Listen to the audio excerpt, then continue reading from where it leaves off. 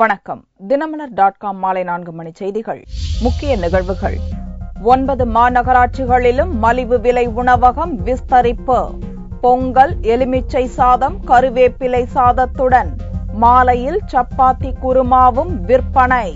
புதிதாக 54 துவக்க பள்ளிகள் நடப்பாண்டில் துவக்கப்படும். புதிதாக 204 தலைமை ஆசிரியர்கள், 1204 ஆசிரியர் பணியிடங்கள் ஏற்படுத்தப்படும் என்றும் முதல்வர் ஜெயலலிதா அறிவிப்பு. ராஜ்யசபா தேர்தலில் மன்மோகன் சிங் வேட்புமனு தாக்கல். மீண்டும் பிரதமர் வேட்பாளராக அறிவிக்க வாய்ப்பு. விரிவான செய்திகள். தமிழக அரசின் மலிவு விலை உணவகங்களை 9 மாநகராட்சிகளிலும் விரிவுபடுத்த முதல்வர் ஜெயலலிதா உத்தரவிட்டுள்ளார். மதியம் பொங்கல், எலுமிச்சை, கருவேப்பிலை சாதங்களும் மாலையில் சப்பாத்தி குருமாவும் விற்பனை செய்யப்படும் என்றும் அவர் அறிவித்துள்ளார். தமிழக முதல்வர் ஜெயலலிதா புதனன்று விதி எண் 110 கீழ் வெளியிட்ட அறிக்கையில் சென்னை மாநகராட்சியில் செயல்பட்டு வரும் மலிவு விலை உணவகங்கள் 9 மாநகராட்சிகளிலும் விரிவுபடுத்தப்படும் என்று அறிவித்தார்.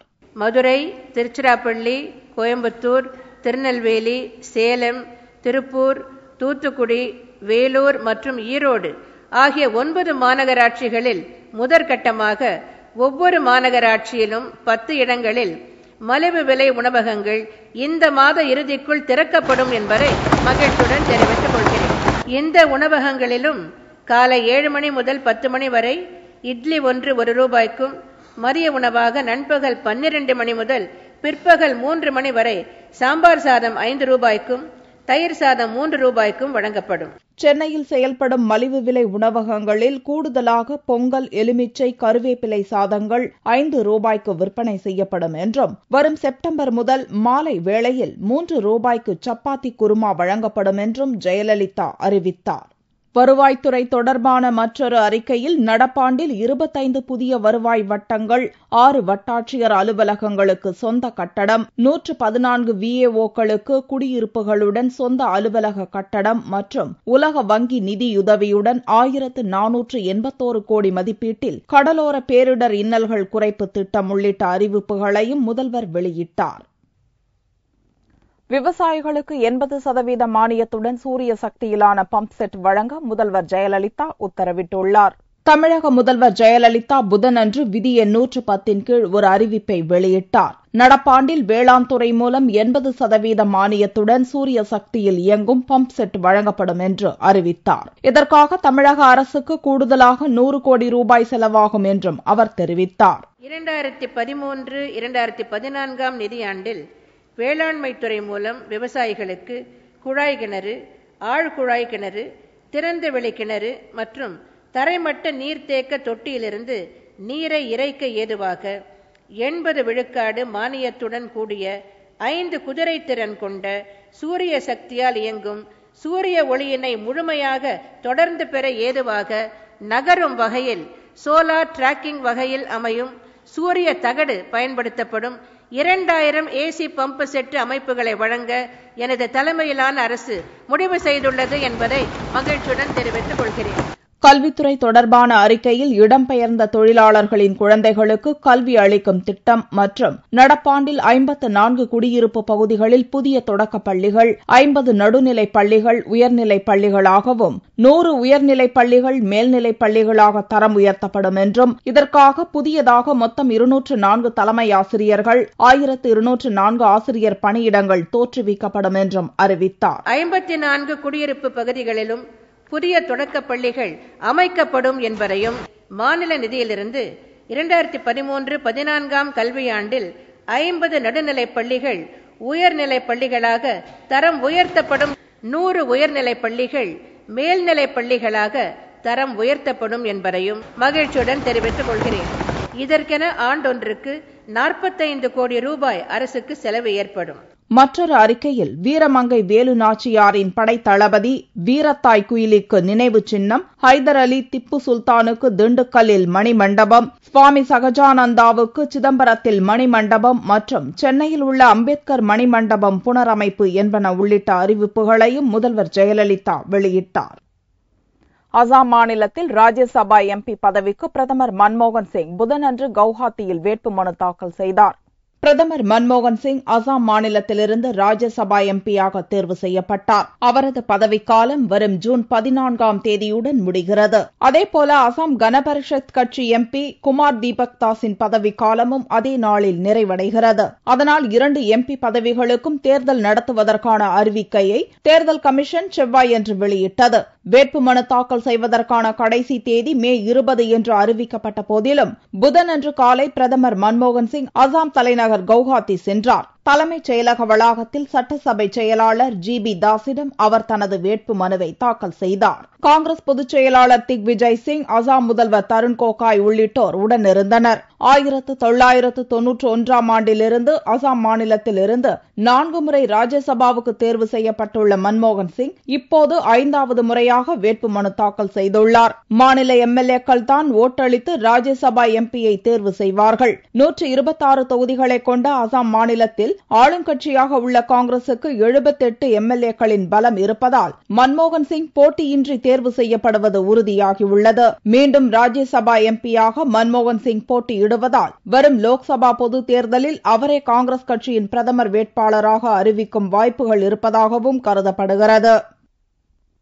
நிலக்கரி சுரங்க ஒதுக்கீட்டு ஊழல், 2G ஊழல், விலைவாசி உயர்வு போன்ற காரணங்களால் பிரதமர் மன்மோகன் சிங் பதவி விலக பாரதிய ஜனதா வலியுறுத்தியுள்ளது. சிபிஐ விசாரணையில் மத்திய அரசு தலையீடு, நிலக்கரி சுரங்க ஒதுக்கீட்டில் ஊழல், 2G ஊழல், விலைவாசி உயர்வு என்று மத்தியில் உள்ள காங்கிரஸ் அரசு இந்திய வரலாற்றில் இல்லாத அளவுக்கு தனது அதிகாரங்களை துஷ்பிரயோகம் செய்துள்ளதாக பாரதிய ஜனதா குற்றம் சுமத்தி வருகிறது. இது தொடர்பாக அமைச்சர்கள் மட்டும் பதவி விலகினால் போதாது என்றும் இதற்கு முழு காரணமான பிரதமர் மன்மோகன் சிங் பதவி விலக வேண்டும் என்றும் பாரதிய ஜனதா போர்க்கொடி உயர்த்தியுள்ளது. Of the Prime Minister right now. We are seeking he has to demit the office so that he can be investigated thoroughly. தொடரும் ஊழல் புகார்கள் காரணமாக லோக்சபாவுக்கு முன்கூட்டியே தேர்தல் வர வாய்ப்புள்ளது என்றும் மீனாட்சி தெரிவித்தார். மும்பை குண்டுவெடிப்பு வழக்கில் சிறை தண்டனையை அனுபவிக்க மும்பை தடா நீதிமன்றத்தில் 16ஆம் தேதி நடிகர் சஞ்சய் தத் சரணடைவார் என்று அவரது வக்கீல் நீதிமன்றத்தில் தெரிவித்துள்ளார். மும்பை தொடர் குண்டுவெடிப்பு வழக்கில் 5 ஆண்டுகள் சிறை தண்டனை பெற்ற நடிகர் சஞ்சய் தத் ஏற்கனவே 1.5 ஆண்டு காலம் சிறைவாசத்தை அனுபவித்துள்ளார். இந்த வழக்கில் மார்ச் 21ஆம் தேதி இறுதி தீர்ப்பை வழங்கிய உச்சநீதிமன்றம் ஜாமீனில் இருக்கும் சஞ்சய் தத் எஞ்சிய 3.5 ஆண்டு சிறைவாசத்தை அனுபவிப்பதற்காக மும்பை தடா நீதிமன்றத்தில் ஏப்ரல் 18ஆம் தேதி சரணடைய வேண்டும் என உத்தரவிட்டிருந்தது. அதன் பிறகு நிலுவையில் இருக்கும் இந்தி திரைப்படங்களை முடித்துக் கொடுக்க 4 வார கால அவகாசத்தை உச்சநீதிமன்றம் வழங்கியது. சரணடைவதற்கான கால அவகாசம் புதனுடன் முடியவுள்ள நிலையில் செவ்வாயன்று மும்பை தடா நீதிமன்றத்தில் சஞ்சய் தத் சார்பில் திடீரென ஒரு புதிய மனு தாக்கல் செய்யப்பட்டது. பிற்போக்கு சக்திகளால் தன் உயிருக்கு அச்சுறுத்தல்கள் வந்துள்ளதால் நீதிமன்றத்தில் சரணடையாமல் நேராக புனே எரவாடா சிறையில் சரணடைய சஞ்சய் தத்தை அனுமதிக்க வேண்டும் என அம்மனுவில் வலியுறுத்தப்பட்டிருந்தது. அந்த மனு புதனன்று விசாரணைக்கு வரவிருந்த நிலையில் மனுவை வாபஸ் பெற்றுக் கொள்வதாக சஞ்சய் தத்தின் வக்கீல் மும்பை தடா நீதிமன்றத்தில் தெரிவித்துள்ளார். அதோடு 16ஆம் தேதி அன்று தடா நீதிமன்றத்தில் சஞ்சய் தத் சரணடைவார் என்றும் வக்கீல் உறுதியளித்தார். பாம்பன் தூக்கு பாலத்தில் தண்டவாளங்கள் அமைக்கும் பணி காரணமாக ரயில் போக்குவரத்து 3 நாட்கள் நிறுத்தப்பட்டுள்ளது. பாம்பன் தூக்கு பாலத்தை கடந்த ஜனவரி 13ஆம் தேதி கடந்து வந்த சரக்கு கப்பல் எதிர்பாராத விதமாக ரயில் பாலத்தில் மோதியது. இதனால் ரயில் பாலத்தின் 121வது தூண் சேதமடைந்தது. ஒரு வாரம் ரயில் போக்குவரத்தை நிறுத்தி தற்காலிக இரும்பு தூண் அமைக்கப்பட்டது. இந்நிலையில் கடந்த 3 மாதங்களாக நிரந்தர தூண் அமைக்கும் பணி நிறைவடைந்து தற்போது புதிய தண்டவாளம் அமைக்கும் பணிகள் நடந்து வருகின்றன. இதற்காக 3 நாட்களுக்கு ரயில் போக்குவரத்து நிறுத்தி வைக்கப்பட்டுள்ளது. அனைத்து ரயில்களும் மண்டபத்தோடு நிறுத்தப்பட்டுள்ளது. இதனால் பாதிப்படைந்துள்ள மீனவர்கள், வர்த்தகர்கள், சுற்றுலா பயணிகள் 3 நாட்களுக்குள் பணிகளை விரைந்து முடிக்க வேண்டுகோள் விடுத்துள்ளனர். திருச்சியிலிருந்து வரக்கூடிய ராமேஸ்வரத்துக்கு வரக்கூடிய அந்த ரயில் சர்வீஸை 3 நாளுக்கு மண்டப வரையில் மட்டும் செயல்படும் என்று ரயில்வே துறை அறிவித்துள்ளது. ரயில்வே துறை அறிவித்தபடி அந்த பணிகளை துரிதமாக முடித்து ரயில் சேவை தொடங்க ஏற்படுத்த வேண்டும். தற்போது கோடை விடுமுறையால் ராமேஸ்வரம் வரும் ரயில் பயணிகளின் அதிக அளவிலான எண்ணிக்கையை கருத்தில் கொண்டு இப்பகுதிவாசிகள் ரயில்வே நிர்வாகத்தில் இக்கோரிக்கையை வைத்துள்ளனர். இந்திய ராணுவத்தில் முதலாவதாக சேர்ந்த பெண் என்ற பெருமைக்குரிய சாந்தி டிக்கா மேற்குவங்க மருத்துவமனையில் மர்மமான முறையில் தூக்கில் பிணமாக தொங்கினார். இந்திய ராணுவத்தின் முதலாவது ராணுவ வீராங்கனையாக மேற்கு வங்கத்தைச் சேர்ந்த சாந்தி டிக்கா 2011ஆம் ஆண்டு பணியில் சேர்ந்தார். 2 குழந்தைகளுக்கு தாயாக இருந்தபோதும் ரயில்வே என்ஜினியர் படைப்பிரிவில் உள்நாட்டு பாதுகாப்பு பணிக்காக தேர்வான சாந்தி டிக்கா மேற்கு வங்கத்தில் உள்ள ஜபைகுரி மாவட்டத்தில் உள்ள சல்சா ரயில் நிலைய பாதுகாப்பு பணியில் ஈடுபடுத்தப்பட்டார். இந்நிலையில் கடந்த மே 9ஆம் தேதி சில மர்ம ஆசாமிகளால் கடத்தப்பட்ட சாந்தி டிக்கா மறுநாள் அலிபுர்துவார் ரயில் நிலையம் அருகில் போஸ்டர் ஒன்றில் கட்டப்பட்டிருந்தார். உடனடியாக ரயில்வே மருத்துவமனையில் சேர்க்கப்பட்டு சிகிச்சை பெற்று வந்த சாந்தி டிக்கா செவ்வாயன்று கழிவறையில் மர்மமான முறையில் தூக்கில் பிணமாக தொங்கினார். முதலில் ரயில்வே ஊழியராக பணியாற்றிய சாந்தி டிக்கா கணவர் இறந்ததும் ராணுவத்தில் சேர முடிவு செய்தார். ராணுவத்துக்கான ஆள்தேர்வில் ஆண்களையே மிஞ்சும் அளவுக்கு ஓட்டம், துப்பாக்கிச் சூடு என எல்லாவற்றிலும் சிறப்பான முறையில் தேர்ச்சி பெற்று மூத்த ராணுவ அதிகாரிகளையே வியக்க வைத்தார். வேலை வாங்கி தருவதாக பணம் வாங்கி மோசடி செய்ததாக சாந்தி டிக்கா மீது சிலர் போலீசில் புகார் செய்திருந்தனர். அது தொடர்பான தகராறிலேயே சாந்தி டிக்கா கடத்தப்பட்டதாக கூறப்படுகிறது. ராகுஸ்தலமான கும்பகோணம் திருநாகேஸ்வர நாகநாத சுவாமி கோவிலில் வைகாசி விசாக பெருவிழா கொடியேற்றம் நடந்தது.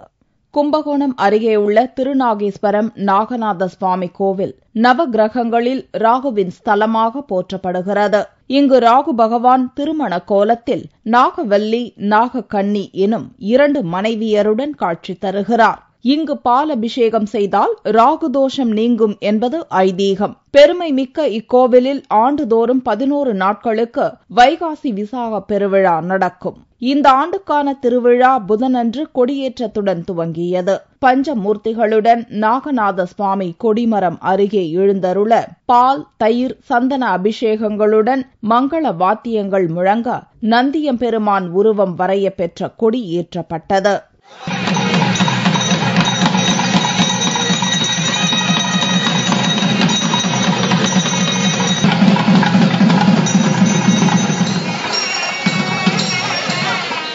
தொடர்ந்து நாள்தோறும் பல்வேறு வாகனங்களில் சுவாமி புறப்பாடு, 7ஆம் நாளில் நாகநாத சுவாமி திருக்கல்யாண வைபவம், 10ஆம் நாளில் தீர்த்தவாரி உற்சவம், 25ஆம் தேதி விடையாற்றி முத்து பல்லக்குடன் வைகாசி விசாக பெருவிழா நிறைவடைகிறது.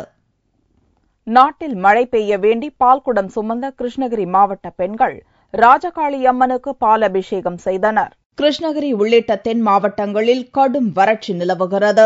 குடிநீருக்கு கடும் தட்டுப்பாடு ஏற்பட்டு பொதுமக்கள் பெரிதும் அவதிப்படுகின்றனர். இதை கருத்தில் கொண்டு கிருஷ்ணகிரி ராஜகாளியம்மன் கோவிலில் மும்மாரி மழை பெய்ய வேண்டி சிறப்பு பூஜைகள் நடத்தப்பட்டன. முன்னதாக ஏராளமான பெண்கள் பால்குடம் ஏந்தி ஊர்வலம் வந்தனர். அம்மனை குளிர வைக்க வேண்டி அம்மன் சிலை மீது பாலை ஊற்றி சிறப்பு அபிஷேகம் செய்யப்பட்டது. உலக நன்மை, தாலி பாக்கியம், மழை வேண்டி இந்த பால்குட ஊர்வலத்தில் ஆயிரக்கணக்கான பெண்கள் கலந்து கொண்டனர். தங்கத்தின் விலையில் புதனன்று ஒரு சவரனுக்கு 184 ரூபாய் குறைந்திருந்தது. ஒரு சவரன் தங்கம் 20,368 ரூபாய்க்கு விற்பனையானது. 1 கிராம் ஆபரண தங்கம் 2,546 ரூபாயாக இருந்தது. வெள்ளி 1 கிராமுக்கு 70 காசுகள் குறைந்து 47 ரூபாய் 70 காசுகளுக்கு விற்பனையானது. பார்வெள்ளியின் விலை 45,535 ரூபாயாக இருந்தது. மலைவாழ் மக்களுக்கான மேம்பாட்டு திட்டம் நிறுத்தப்பட்டதால் வேலை வாய்ப்பு, சுகாதாரம், ஊட்டச்சத்து இன்றி வாழ்வாதாரம் பாதிக்கப்பட்டுள்ளது. தமிழக கேரள மாநில எல்லைப் பகுதியில் இயற்கை எழில் கொஞ்சம் மேற்கு தொடர்ச்சி மலையில் 728 ஏக்கர் பரப்பளவில் அமைந்துள்ளது அட்டப்பாடி வனப்பகுதி. இங்கு 50,000க்கும் மேற்பட்ட இடும்பர், இருளர், குறும்பா உள்ளிட்ட மலைவாழ் மக்கள் வாழ்ந்து வருகின்றனர். இவர்களுக்காக கடந்த 1998 அட்டப்பாடி மலைப்பகுதி மேம்பாட்டு திட்டம் எனும் அஹாட்ஸ் திட்டம் துவங்கப்பட்டது. இத்திட்டத்தால் இப்பகுதி மக்களுக்கு போதுமான வருமானம், தேவையான வசதிகள் கிடைத்து வந்தது. தற்போது இத்திட்டத்தை முடிவுக்கு கொண்டு வரும் பொருட்டு மலைவாழ் மக்களின் வேலைகள் படிப்படியாக குறைய ஆரம்பித்துள்ளன. இதனால் இப்பகுதி மக்களின் வாழ்வாதாரம் பாதிக்கப்பட்டுள்ளது.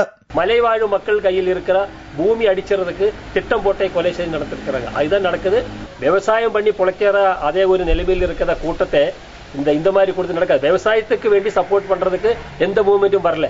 இந்நிலையில் இப்பகுதியில் கடந்த ஓராண்டில் மட்டும் 35 குழந்தைகள் போதிய ஊட்டச்சத்து இன்றி இரத்த சோகை குறைபாட்டில் உயிரிழந்துள்ளன. ஒரு வருஷத்துக்குள்ள 35 குழந்தைகள் இறந்துட்டாங்க. காரணம் என்னன்னா தொழில் இல்லாததுதான். அகாட்சிந்தர் ப்ராஜெக்ட் இருந்தது. ப்ராஜெக்ட் திடீர்னு அடைச்சு போட்டனால ஒரு ஃபேக்டரி இடையில பூட்டின மாதிரி ஆயிடுச்சு. தொழில, வேலை இல்ல, கூலி இல்ல, இதெல்லாம் கொடுக்கறேன்னு சொல்லி அதிகாரத்தை வந்த சர்க்கார் அது கொடுக்கல. வாக்தானங்கள் தான். இப்ப 35 குழந்தை இறந்துட்டாங்க. ஆதிவாசி ஸ்காய்க்கு நிறைய இருக்கு. பிளாக் பஞ்சாயத்து இருக்கு, பஞ்சாயத்து இருக்கு, எல்லாமே இருக்கு. ஆனா அவசியத்துக்கு எந்த சங்கடனையும் ஆதிவாசிக்கு நேரம் சகாய்க்கிறது மாதிரி இல்ல. உணவு கேட்கவில்லை, வேலை வாய்ப்புதான் கேட்கிறோம் என்றும் கோரிக்கை விடுத்துள்ள மலைவாழ் மக்கள் அனைவருக்கும் கிடைக்கும் அரசின் நலத்திட்ட உதவிகளையும் எதிர்பார்த்து காத்திருக்கின்றனர். மீண்டும் செய்திகள் இந்திய நேரப்படி இரவு 8 மணிக்கு. வணக்கம்.